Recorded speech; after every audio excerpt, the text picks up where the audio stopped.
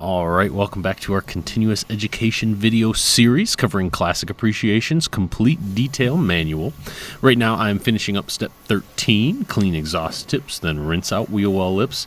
After I'm done with this last wheel well lip, I will hang up that garden hose and check the quick order chart, and that will reveal the subject of this video, which is step 14, apply ONR, clay exterior, and then rinse. And the goal of this step is to remove the remaining embedded brake dust, remove overspray, and any other road contaminants that may be on the painted and chrome exterior surfaces. Some sap and tar will be removed during this step, but it's not the main focus. We'll remove those later with a more delicate and efficient method. First, we'll start off with applying Optimum No Rinse. That will be our clay lube.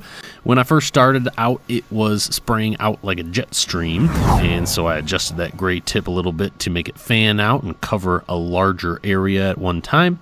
And there was also a little bit of a leak there, so I did tighten that end. And then after that, I had a little bit of a kink, which does happen once in a while when you have them stretched out like that. So just look out for that. It's an easy fix. I'm going to travel around the vehicle once, applying it to the front end and wrapping all the way around the car until I get to the front end again. Most of the time I can apply ONR to the whole vehicle and then clay the entire vehicle without having to reapply, which saves me steps, energy, and time. Sometimes the sides do get a little dry while I'm doing this, so I'll scoop up some ONR from the puddles that are on the top surfaces that are usually there, and that will rehydrate the clay and the side panel. And of course, with really large vehicles or heavily contaminated vehicles, you may have to move a little slower, going over areas panel by panel until they're smooth, and then in that case, of course, you'd have to reapply ONR as you go.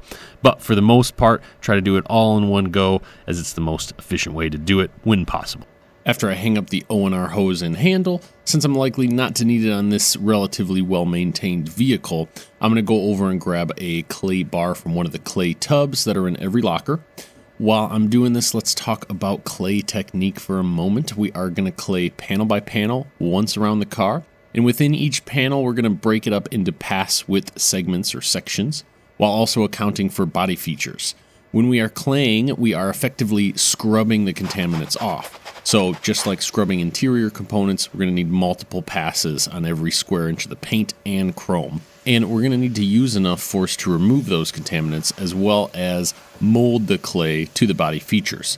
We're going to apply that pressure with the pads of our fingers as well as the palm of our hand, but not our fingertips. That way we have a nice large contact area, which will remove more material with each pass. To clay effectively, we also need to be doing smoothness spot checks with your offhand. You want to do this continually throughout the process to make sure we are claying enough to completely remove the contaminants, getting the paint feeling nice and smooth. During my spot checks on this panel, I thought I may have felt a little bit of chunkiness, so I went back and reclayed that area, checked again, and we were feeling nice and smooth. So I went ahead and moved on to the front bumper. A lot of geometry to move around there, but I'm also going to get the entire front chrome grille trim and fins. Most grille fins are too tightly packed to be able to clay practically, but these fins are pretty spread apart, so I went ahead and clayed those, as it'll make the job come out just a little bit better, a little bit easier in the long run. After I finished up the chrome trim, I moved down to get the small painted strip at the bottom of the front bumper. Now, I'm not going to worry too much about the undersides of front bumpers or rocker panels during this step, as they won't benefit greatly from it, and it'll mostly serve just to get my clay contaminated and soiled. Then while I was doing the driver's side headlight, I realized I didn't have a specific memory of doing the passenger headlight, so I backtracked to get that, just to make sure it was done,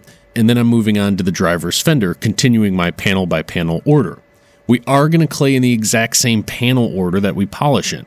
Driver's side of the hood, passenger side of the hood, front bumper, and the driver's fender. Then I'm working my way up the A-pillar to do generally roof down strips all the way around the car from there, ending with the passenger fender. I do want to point out not to miss the mirrors, door cups, or door handles while you're working your way around the vehicle. They are easy to skip without realizing it if you're not thinking about it.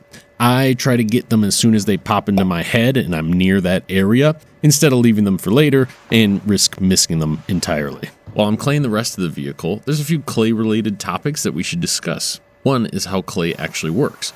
Most people's understanding of clay is that it's the tackiness that does the work by physically pulling the contaminants off. This isn't really the case though, otherwise we'd be able to blot the clay on the paint and have the same effect. Clay is primarily made up of polymerized rubber. These elastomers are responsible for the moldability and the tackiness of the clay, and within that polymerized rubber is pulverized kaolin and montmorillonite. These do the actual work of the claying.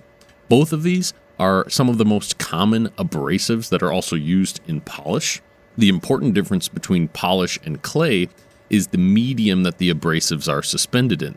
With polish, the oils allow the abrasives to push past the surface, cutting into the clear coat. But with clay, the polymerized rubber holds the abrasives at the surface and doesn't allow them, generally speaking, to push past the surface and cut into the clear, shaving off any contaminants sticking up unevenly from the surface with each pass, given enough pressure. There are a few different types of clay that yield varying results. We have different grades of clay bar. Our fine gray clay is perfect for the vast majority of cars, successfully removing contaminants without marring up the clear coat. But they also make more aggressive versions, like our purple coarse clay. This is great for tough overspray or vehicles with excessive iron deposits, especially on white vehicles, because the coarse clay will mar up the paint more than the fine clay will, and that marring will need extra polishing and effort to remove before it's ready for the customer and back to its like-new state. There are also clay alternatives on the market, like clay mitts or clay towels, even clay pads that are designed to be put on a polisher. Generally speaking, these aren't as effective at removing contaminants. They're less aggressive, and they're not as moldable to tight body features, and especially tight concave corners and valleys. Being less aggressive, they are safer for the paint, they don't mar it up as much, and they're also washable. Here, we really only want to use these options on vehicles with less than 2,000 miles total, or less than 2,000 miles since its last exterior detail, given there is not excessive contaminants, of course. Another thing that we should talk about during this step that's very important is overspray. As we've hinted at before, clay is often a very useful tool in overspray removal, and it was actually invented specifically to remove overspray without marring up the clear coat. So if you have overspray on your invoice as a line item, or a special area concern, or the main reason for the vehicle's visit, or if you find overspray on the vehicle during this step, we will need to use slightly different methods in order to address it. This will be the first step during the detail process that we attempt to remove 100% of it.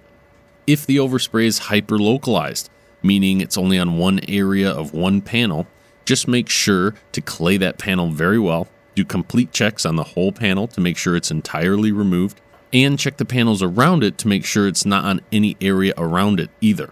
If you find this on many panels, especially top surfaces, then we're going to go ahead and change our process just a bit further. One thing we're going to do is include claying all the windows to ensure we've completely removed any overspray that might be on them. And we'll also need to check our wheels as well. Be aware that sometimes there's overspray on one side of the spoke and not the other, depending on if the car was parked or if it's moving. Often, clay is the best option to remove it from the wheels. However, if they are gloss black, don't clay those because it will mar up the gloss more than we'll be able to efficiently polish it out.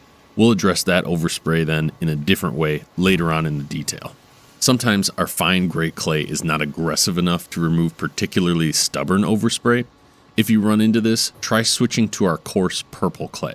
If the purple clay isn't cutting it, the next step is to find a manager so that we can put together a plan for removal. Our goal is to get rid of 100% of it during this step.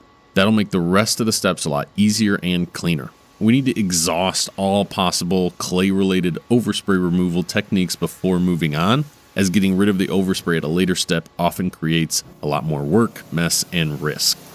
Now that I've finished claying and I put my clay away back in the locker, I can start rinsing top down, starting at the roof, just like rinsing off soap. The biggest difference being that I won't be pressure washing the wheels, and usually I use a little less water as the ONR clay slurry is less sticky than soap.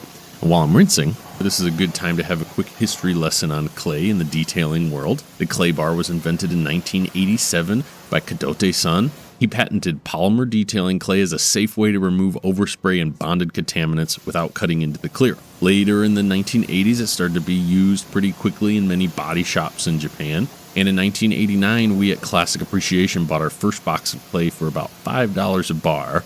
Initially, we used it only as marketed on overspray vehicles. Then in the early 1990s, manufacturing of clay was brought over to the US. The Auto Wax Company introduced the original clay bar. later sold under the Clay Magic brand. In the mid-1990s, we expanded its use here at Classic Appreciation. We noticed through trial and error that a clayed vehicle had significantly less wheel marks, as the contaminants weren't swirling around with the rotary polishers we were using back then. So we began to use it on every vehicle before polishing. In the late 1990s to the 2000s, it became more and more of a mainstream detailing tool. Of course, today it sits as a standard prep step that any serious professional detailer does before polishing. Even the paint protection film artists clay each panel to make sure there's no raised contaminants before they install their paint protection film. Which reminds me, look out for paint protection film. You don't want to shove clay into the edges of the paint protection film, as it is a pain to remove safely. So if you come across paint protection film, just make sure to clay along the edge and not against it, and you won't have any issues.